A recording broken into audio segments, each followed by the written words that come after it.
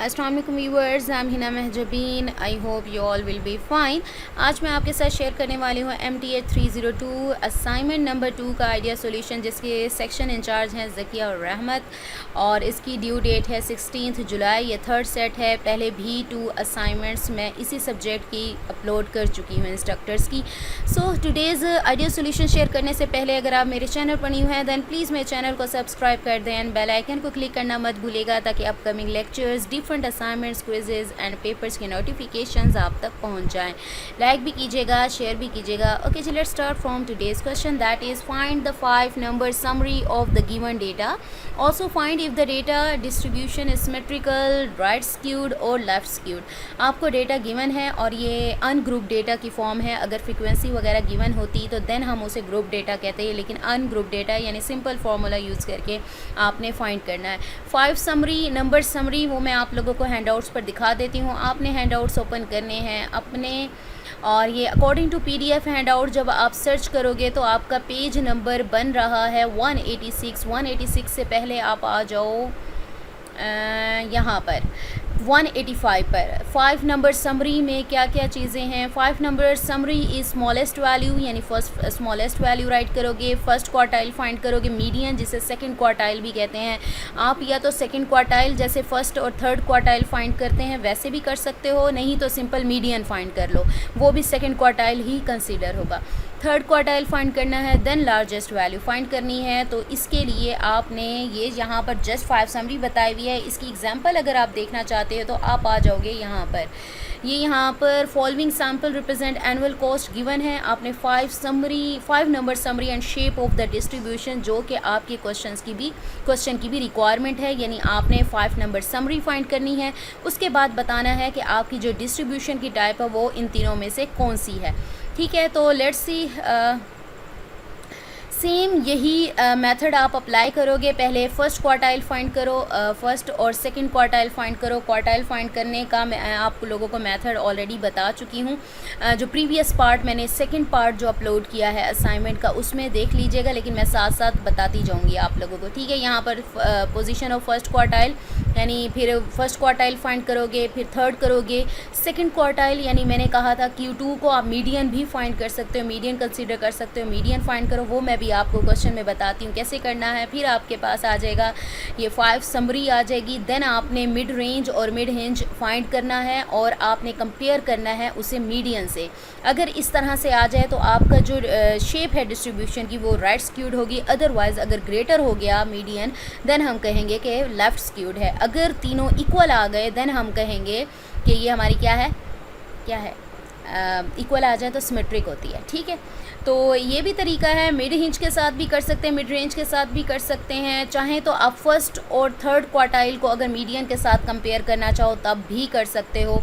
यानी अब अगर आपका मीडियन लेस देन होगा फर्स्ट और थर्ड क्वार्टाइल से लेस देन होगा, देन हम कहेंगे राइट स्क्यूड है या फिर पॉजिटिवली स्क्यूड है।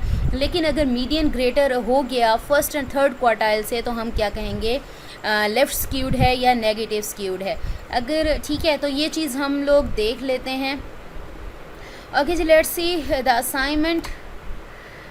मैंने यहाँ पर राइट किया है, यहाँ पर फाइंड 5 समरी। ओके जी, मैंने 5 समरी पहले राइट कर दिया है कि मेरे जो नोट बना लिया है एक तरह से, मुझे क्या क्या फाइंड करना है। ये स्मॉलेस्ट वैल्यू तो सिंपल सी मैं इसमें से ढूंढ लूँगी, वो 18 बन जाएगी। लार्जेस्ट वैल्यू यहाँ पर है 36 है।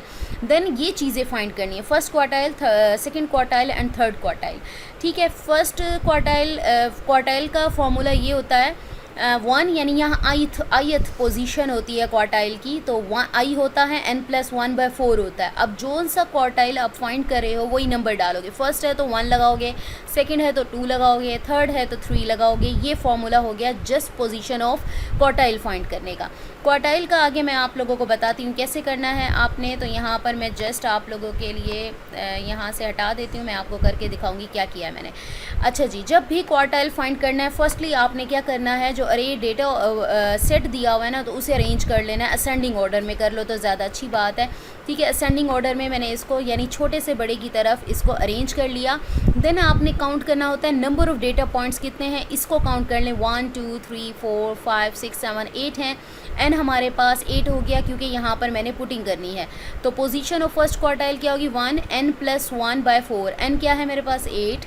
ठीक है, तो ये चीज़ मेरे पास आ जाएगी यहाँ पर 8 + 1/4। 8 और 1 कितना होता है 9, 9 1 9 डिवाइडेड बाई 4, मेरे पास आंसर आ जाएगा 2.25। ये जस्ट फर्स्ट क्वार्टाइल की पोजीशन है। अब एक्चुअल जो फर्स्ट क्वार्टाइल है उसकी वैल्यू कैसे फाइंड करते हैं, ये जो डेसिमल पॉइंट से पहले वाली वैल्यू होती है इसका मतलब होता है सेकेंड वैल्यू।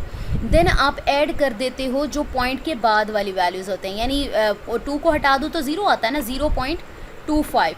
देन मल्टीप्लाई कर देते हो उसको, सेकंड के बाद कौन सी वैल्यू आती है, थर्ड वैल्यू में से माइनस कर दो जो यहाँ पर सेकंड वैल्यू है। अब इस डेटा में आपको देखना पड़ेगा कि सेकंड वैल्यू क्या है। सेकंड वैल्यू है 20 और थर्ड वैल्यू है 22। तो यहाँ पर सेकंड वैल्यू 20, ठीक है, बाकी एज इट 0.25 आ गया। थर्ड वैल्यू मैंने 22 दिखाई, -20 हो गया, माइनस किया 2 आया। 2 को 0.25 से मल्टीप्लाई करोगे ये आएगा, प्लस करोगे तो ये आ गया। अच्छा जी, प्लस माइनस आप कैलकुलेशन फिर भी एक बार देख लीजिएगा, लेकिन मैंने पूरी कोशिश की है कि एरर फ्री हो। ठीक है, ये हमारा हो गया फर्स्ट क्वार्टाइल। अब मैं थर्ड क्वार्टाइल आप लोगों को फाइंड करके सेम उसी वे में दिखा देती हूँ। थर्ड क्वार्टाइल है तो 3 लगेगा। ठीक है, बाकी एज इट इज़ रहेगा। 8 और 1 कितना हो जाएगा 9, 9 3 ज़ा 27 डिवाइडेड बाई 4, मेरे पास 6.75 आया। सेम वही मेथड आप अप्लाई करोगे, यानी 6 पॉइंट का मतलब है सिक्स्थ वैल्यू प्लस 0.075, इसको सेपरेट किया, मल्टीप्लाई 6 के बाद कौन सी वैल्यू आती है, 7th value minus 6th value.